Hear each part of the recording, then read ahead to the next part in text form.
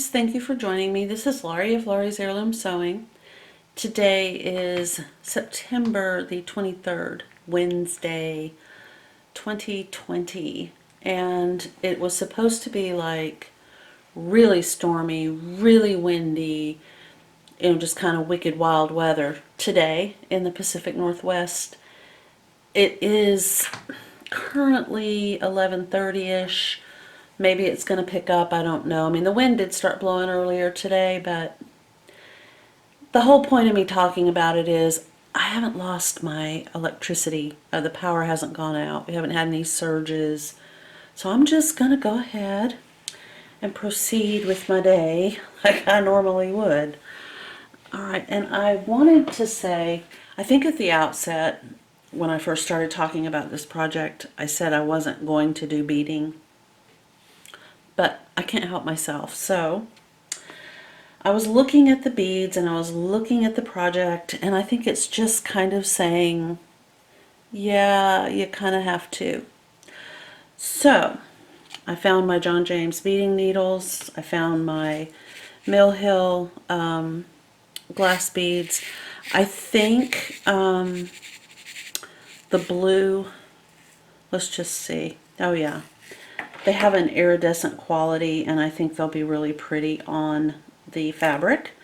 And you know, when I was growing up, a lot of the glamorous women in my family, and we lived in the South, in North Carolina. We didn't live in North Carolina, but my relatives did, and we would go visit. And church was, it was just a regular thing. And I just remember going to these little shops in Hickory, North Carolina, and there would be, really pretty things. And one of them was always these little beaded bags. So when you have a little beaded bag, it's just kind of special. So I'm going to add some of these Mill Hill beads. I'm not sure that I'm going to do it along the stem. I'm not really sure how I'm going to do the stem. I'm not thrilled with the way this stitch turned out, so that's going to come out, and I am probably going to do just straight up stitches, because to me, I just, nah. Maybe, I don't know. I've been kind of struggling with whether I wanted to leave it like that or not. One idea I had was to, you'll have to forgive Harley. He hears an ambulance siren off in the distance, and that's what he does. If he hears a siren, he has to howl. So one of the ideas that I had for this was to run a stitch, just a really long, all the way up from the bottom to the top, and then from the top to the bottom, and let that be filler in the in between. If I can get this needle, there we go.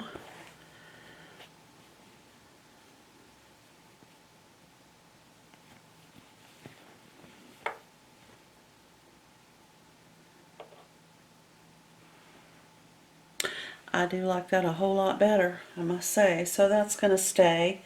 I am pulling it rather tight. I don't want it to come loose. And I'm tying, I wish I could show you. In fact, that reminds me, I had planned on switching the camera to the other side today. So I'm going to go ahead after I get this stitch completed.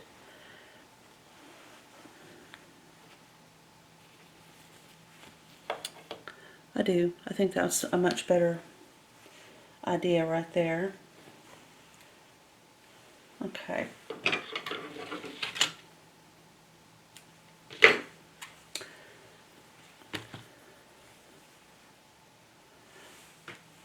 All right.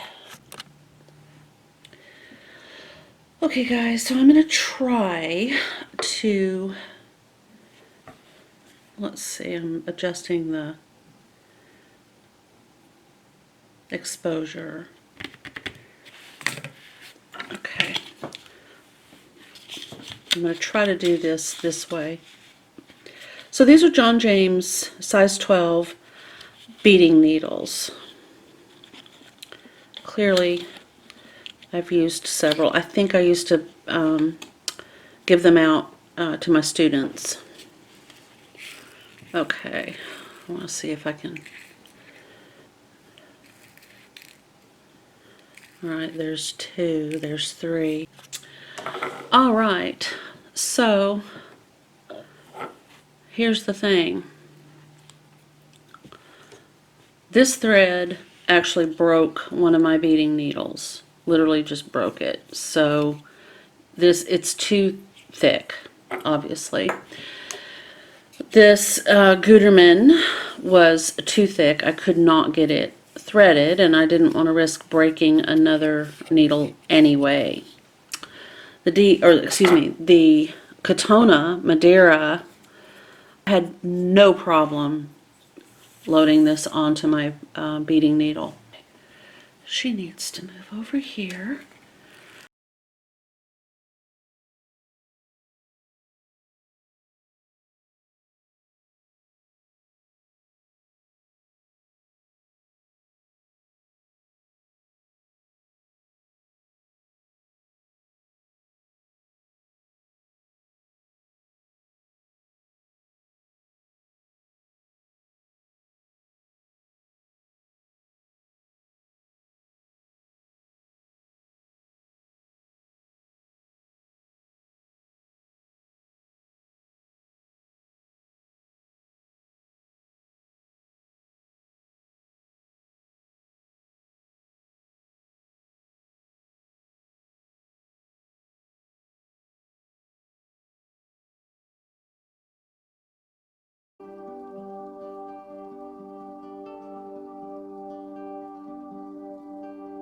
All right, so next, to look at my pattern over here,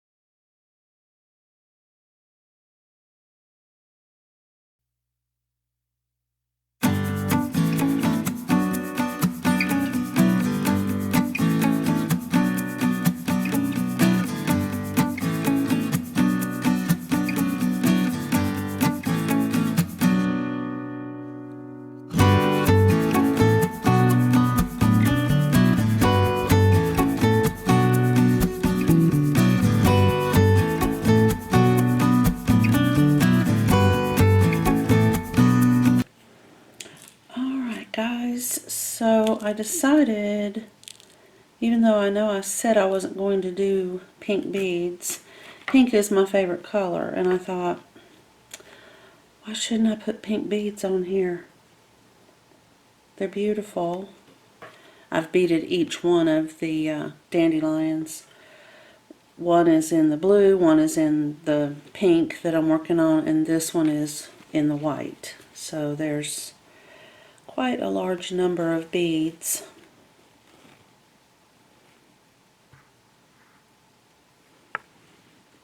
I don't know if they're showing up.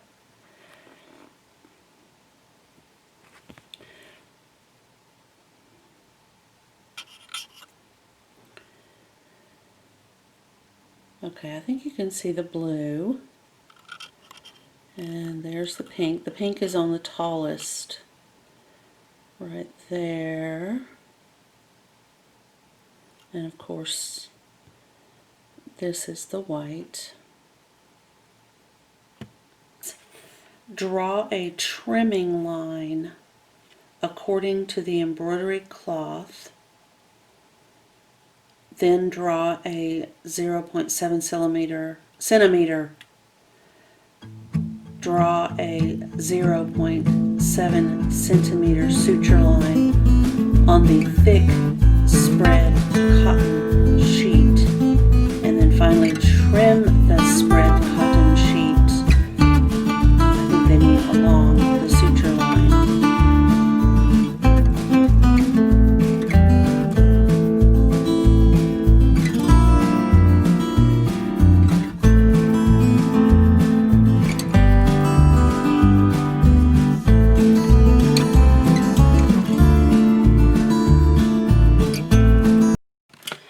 Okay guys, so I have two things literally stuck to the bottom of my iron. I'm going to have to deal with that, clean it off. I thought maybe I knew what was going on, but there really is no way to tell what is going to stick and what isn't going to stick to your iron. And there's no information in here. So after I get my iron cleaned off, I'm going to use some of my own fusible interfacing. So right now I'm going to say, if you order this kit, do not use this unless you know the magic trick. There isn't anything in here that will tell you what is sticky and what isn't sticky, and you cannot tell the difference feeling it. So let me get that cleaned up and I'll be right back. Okay, so I couldn't find the stuff that I used to clean my iron. It's called Iron Off. So I ended up using the toothpaste hack, which works, but now my sewing room smells like burned toothpaste. No other way to describe that. It's pouring down rain, which is the storm that they were suggesting we might get. My puppy is like, I keep calling him a puppy, he's 2, but he's a little bit upset because of the rain, and I'm trying to act like it's okay, you know, not mollycoddle, because if I do that, then every time it rains, he'll think, oh, she said there was something terribly wrong. So I'm not going to mollycoddle, but at the same time, I feel sorry for him. So I'm trying not to let my heart break. Okay, so this, I'm going to say, I don't ever want to see it again, and I'm just going to do something I never do, which is I'm getting rid of it. I'm going to use this piece as the pattern, and then I'm going to get rid of it. What I did is I used a piece of Warm and Natural, a lightweight fusible interfacing, and then I used 505 to attach these two to this piece of fabric here on both of these. So that's my plan. So actually I can just get rid of this as well. Use this as my pattern. I'm going to do Warm and Natural, 505, Warm and Natural, and then some of the fusible interfacing. Okay, so I have these two and this. And now we're going to move on. I'm not going to be all upset about my iron and the fact that this room, oh boy, the Never really thought about what burning toothpaste smelled like before until right now.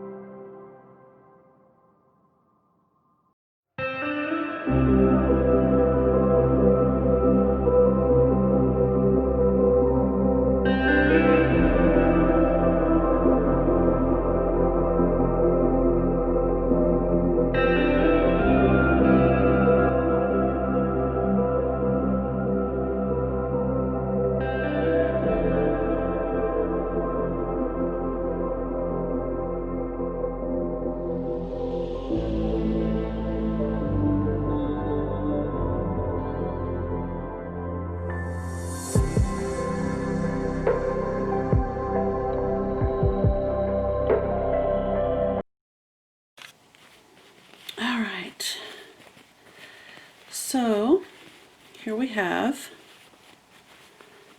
the little purse turned to the proper side. Alright, so the next step is to take this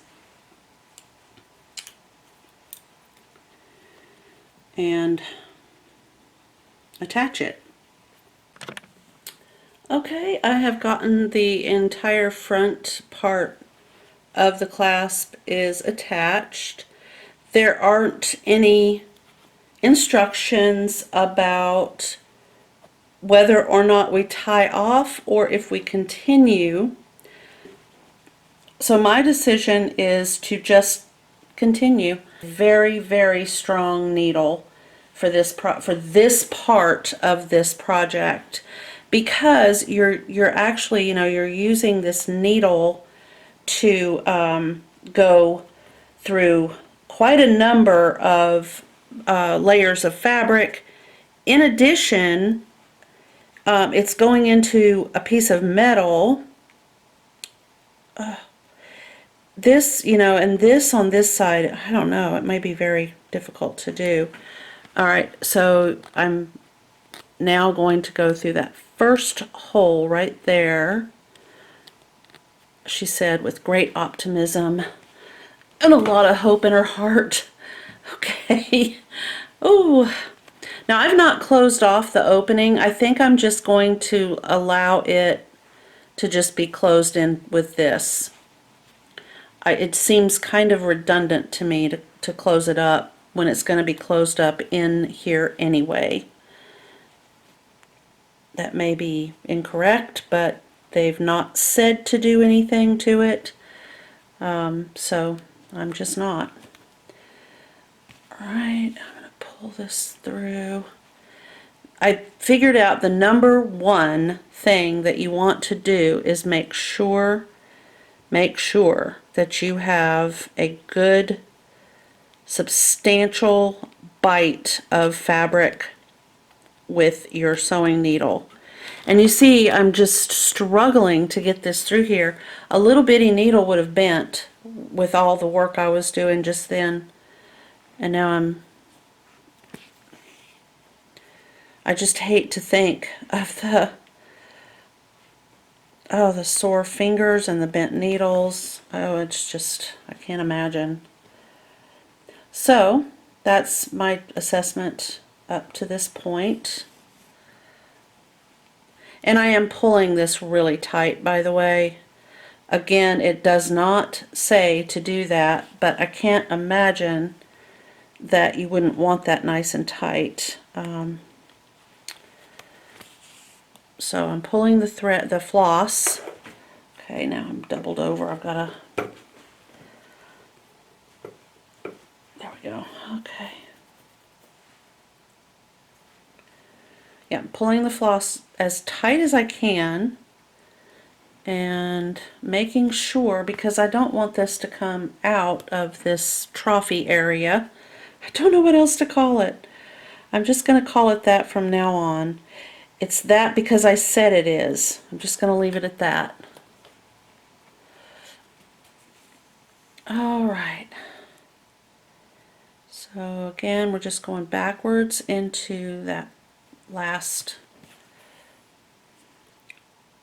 opening and then skipping to the next. Okay. So see, I'm going backwards, making sure that as I come out underneath that trough, I have got fabric on that needle. Oh, okay. One thing I wanted to show you, if you can see it, I'm using the needle to kind of help push this fabric into that trophy area like that, and then, you know, resume with my stitching. Having the needle act like a you know, like a tool for your sewing is very helpful, because it's already right there in your hand, and making sure that you're getting all of the fabric that you can up into that, as I say, that trough. What else would it be called? I guess I shouldn't focus on what that is. It's a thing. There's probably a very widely recognized term for that. But anyway, my whole point of saying that is to just let you know that you can, you know, use your needle to kind of help you guide that fabric into that area. Because if the fabric isn't in that area, then your bag isn't going to hold together. I mean, it literally is being stitched into that trough as we go along.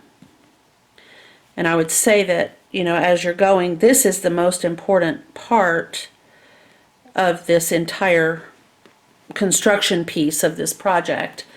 And I will say that from start to finish, there's a few things you have to have and a few things that you can do without to make this little bag. And I can tell you that right now, and I will try to remember to list these below as well in the description box. You will need your own sewing needles, and they need to be very sturdy, like extremely sturdy, almost to the point of being upholstery type needles.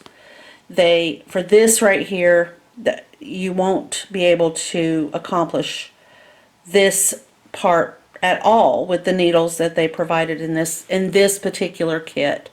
If you attempted it, you will break the needles. So please make sure that you have an upholstery strength needle for what I'm doing right now. That's a requirement. Of course, you would need scissors. Ouch. You will need your own batting and interfacing, and then if your batting is not fusible, then you're going to want some 505 or some other type of spray glue, spray adhesive. I'm on the last stitch right here. Okay, now I need to figure out how to tie this off, but alright. So as aggravated as I was about the interfacing that they provided, causing such a mess to the bottom of my iron, I probably should have actually shown that to you guys. Unfortunately, at the time, I was also dealing with a scared dog.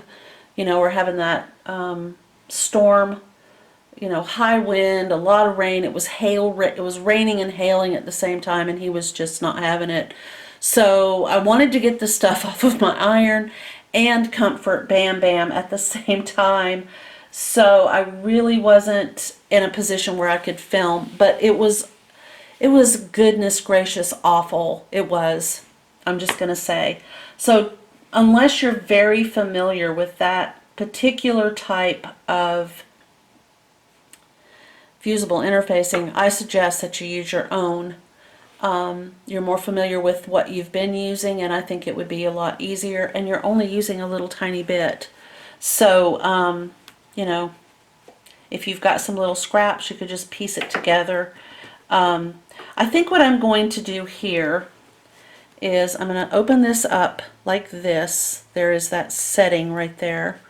And I'm going to tie, I have 4 strands of the blue, and I'm just going to tie these into a series of knots. I don't want it to come undone. My fingers actually hurt from the process of stitching this little clasp piece onto the fabric. Oh, it's just too cute. You're going to want a marking pin, maybe. If you want to complete yours like mine, you're going to need some beads, because all 3 of these have beads. And I'm going to look for some type of little chain or leather clasp that I can put here. This is what it looks like on the inside. Here, I'll turn my flashlight on again so that you can see. And I want to say, if you have any questions regarding the beginning to end of this little coin purse, please let me know. I'm more than happy to provide you with information about how to complete your little bag. I'm very happy with it. For a while I thought I was going to be a little aggravated and mad, but I love the fact that they're dandelions. They will remind me of you, my followers, my subscribers, my visitors. You're all wonderful dandelions to me. I know a lot of people think of dandelions as weeds, but if you have questions about dandelions, I'm happy to answer them, and I will tell you, they are the givers of life. They really are. So thank you for watching. Thank you for joining me. If you haven't already subscribed, please consider doing so. It really does help. And if you haven't already, hit the like button. If you liked this little project and this video, please do. And I will see you in the next video. Thank you. Bye.